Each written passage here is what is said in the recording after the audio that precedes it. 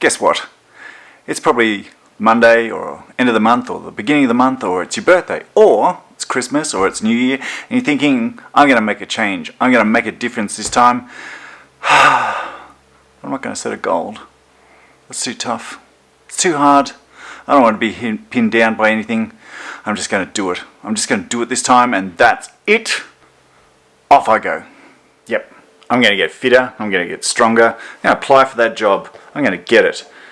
I don't need anyone telling me what to do, not least of all me. I'm not going to make a plan. I'm just going to do it.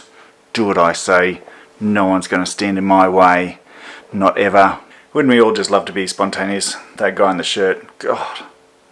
What a... And yet studies have shown that only 8% of people that try to make those changes actually make it through to the goal that they want when they don't actually make a plan. And there's lots of reasons why we don't make a plan, because we want to be spontaneous. We've taken every effort it is to actually just start. There's no follow-up. And one of the biggest reasons is our helpful brain. Our helpful brain kicks in and tries to protect us at this point because it does not want us to fail. And they think if we made a plan, write it down, then surely that's just going to be something, ammunition for later on, where we want to beat ourselves and say, see, you couldn't even stick to that.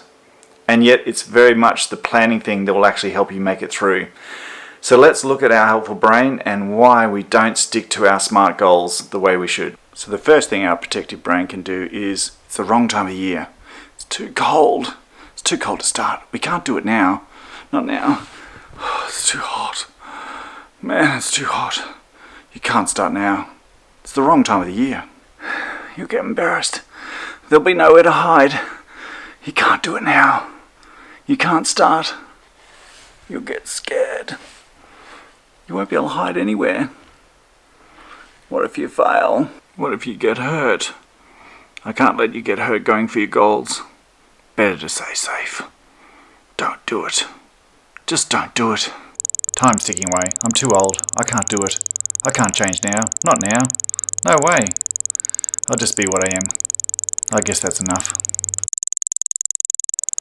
So one of the other really interesting things about when you're doing a SMART goal or any form of goal setting and mapping out is that studies found that in 76% of the cases, when someone actually shared and made themselves accountable outside themselves, in other words, you showed it to a friend or a colleague, and you were much more likely then to achieve that goal because you'd actually given accountability also not only to yourself but to others. And this is partly also why our protective brain is actually so fearful of stepping outside our own comfort zone and making ourselves accountable. Smarter goals are based on the concept of that it's specific, it's measurable, it's achievable, and then it's relatable and timed. These are the basic concepts of any SMART goal. But probably the more relatable thing for most people is you can add smarter rather than just smart. Smarter can be a few different things. You might have seen it. The E can stand for enthusiastic, but the biggest thing is the R can either stand for the reward that you're going to get from the aftermath of achieving a goal, or it can be revisable. This is probably one of the greatest concepts that we can think of. No goal is ever punched through in one straight easy line, smooth sailing all the way through. So there's a number of reasons why we can change that and can substitute things, extend timelines, change timelines. However, still making ourselves accountable to the goal itself can still keep us on track. The biggest thing also with having a goal and a written down goal not only makes us accountable, but it also gives us a journal start from where we are to where we want to go. Because any form of goal setting, if it is to be exciting, it is to be measurable, it is to be enthusiastic change of from one habit to another or from one setting to another, is you're actually going to push yourself outside the comfort zones that you already have. No goal worthy of being written down is not going to have a slow, hard task of grind through it.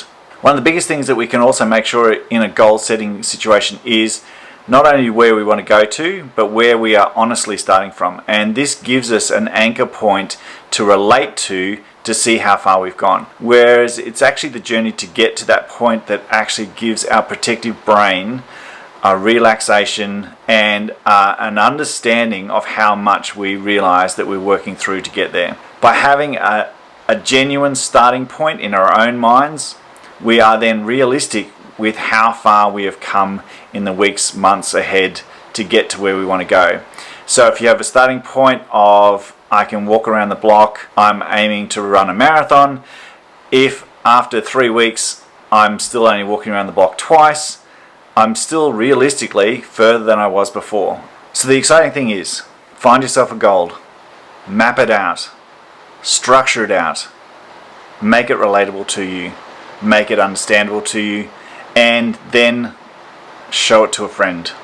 Trust it with a friend to help you stay accountable, and tell me in the comments how you went with your goal, how you progressed with your goals.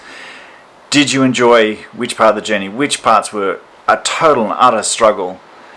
And you'll be surprised how many people that you think are easily smashing out some goals actually really struggle getting going, really struggle with the middle section, really struggle actually towards the end. Sometimes it's that last 10% towards that goal that's almost within reach where people drop out. Don't be afraid that you will find some days as total struggle streets. But by making it accountable, by adjusting it, by thinking about how you want to achieve it on your terms and still achieve that goal, is a really exciting step. Be honest with where you're starting from, be honest with how you're going to get there, and step into that goal knowing that sometimes you might need to reach for a little bit more inspiration, and you might need to revisit your goal and rewrite it down, remap it out. It's okay to be revised. It's okay sometimes to change the direction of your goal. Nothing is set in concrete. Don't then stop completely.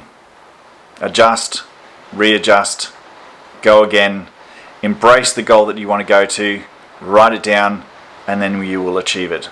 I wish you every success. Remember, if you're really wandering off track, just rewatch this video and hopefully it'll give you that inspiration to get going again. Understanding your protective brain is simply there to try and keep you safe and not necessarily to help you change the habits that you've got that you want to move away from. Take care. Give it your best shot. Like and subscribe. Remembering each step that you take towards your goal is valuable. Every single one of them. So be kind to yourself. Take one more step. Best of luck. Let me know how you get on in the comments, and also how your helpful brain is sometimes trying to keep you safe and not let you step into those goals that you want. Remembering the final goal isn't just your hidden reward. The whole journey is part of that reward of change and getting better and making the difference to your life. So get out there, write it down, and get started.